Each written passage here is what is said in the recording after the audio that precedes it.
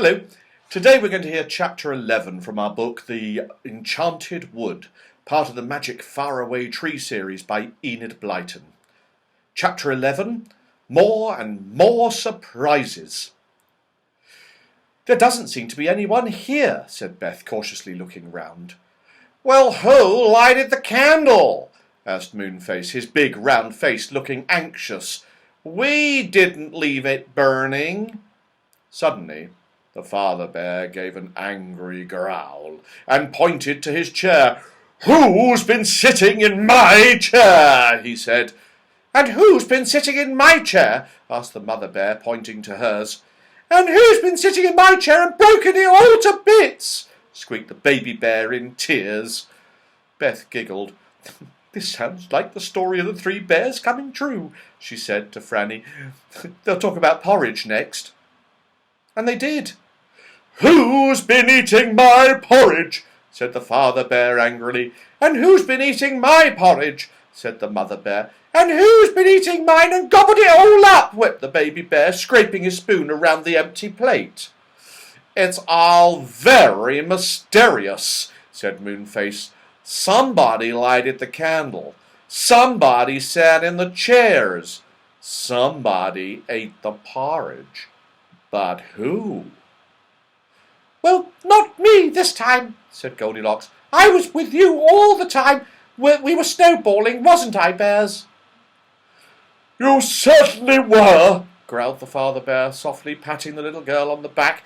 He was very fond of her.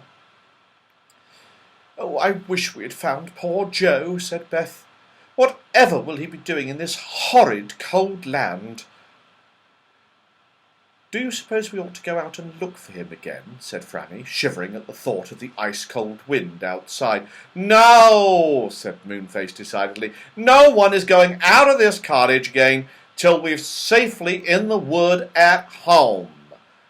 I'm afraid we can't possibly rescue Joe now." "What's that noise?" said Goldilocks suddenly.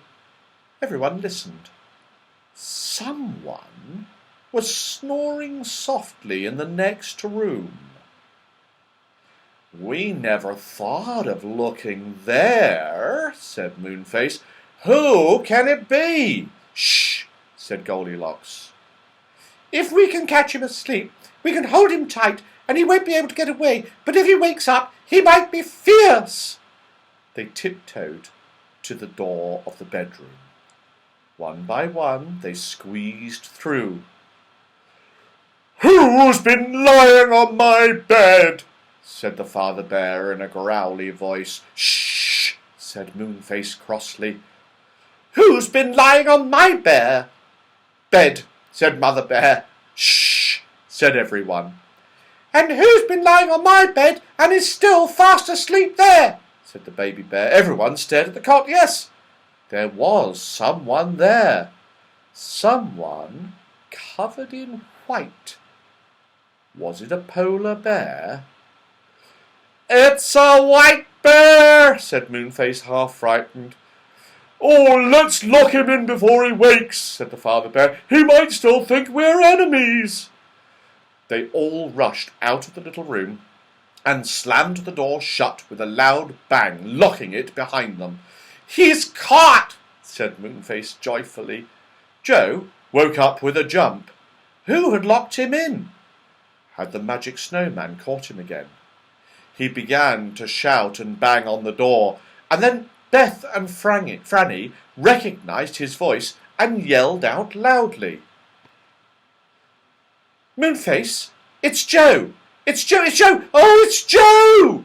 They rushed to the door and unlocked it, and flung their arms around Joe. The boy was too astonished to speak. He hugged his sisters.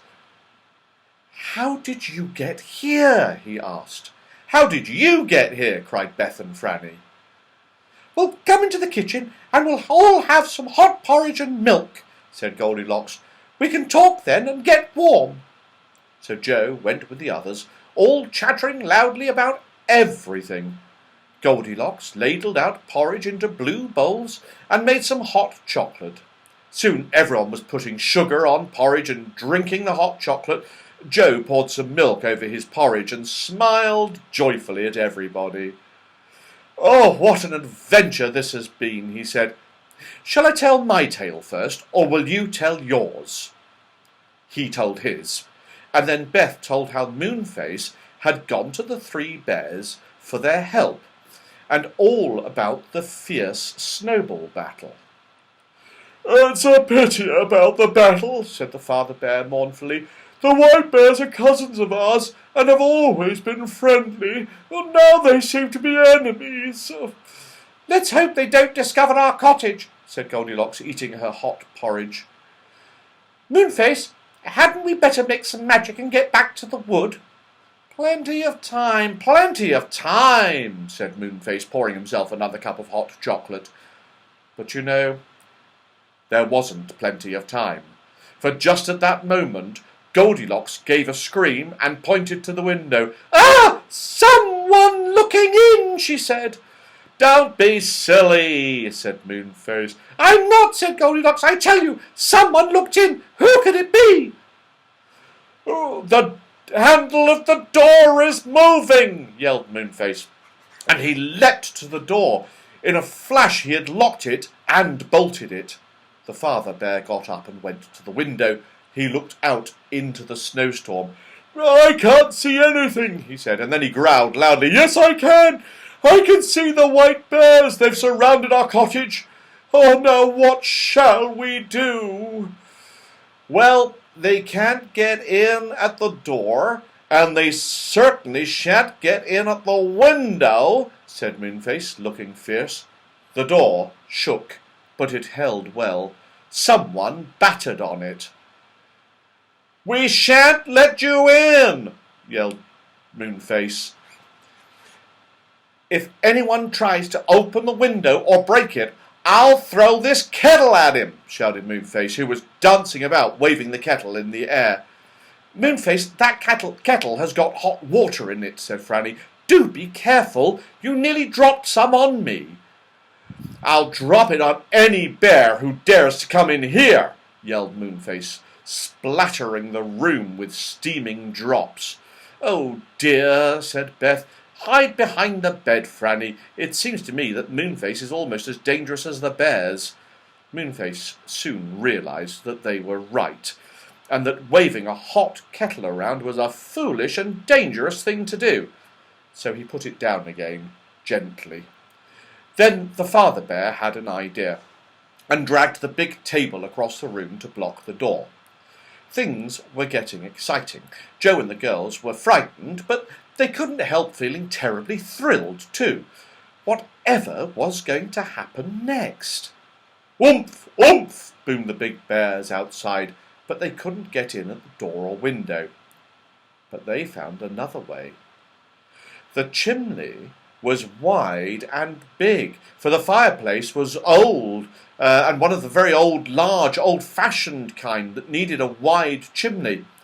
One of the bears climbed up on the roof, followed by three more. The first one slipped into the big chimney. Down he went, whoosh! Down went another, and the third, and the fourth. They landed with a crash on the big hearth, and hurriedly jumped away from the flames of the fire. "Surrender!"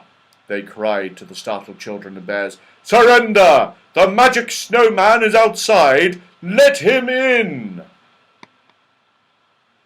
Oh dear. Whatever are they going to do next? We'll find out tomorrow. See you then.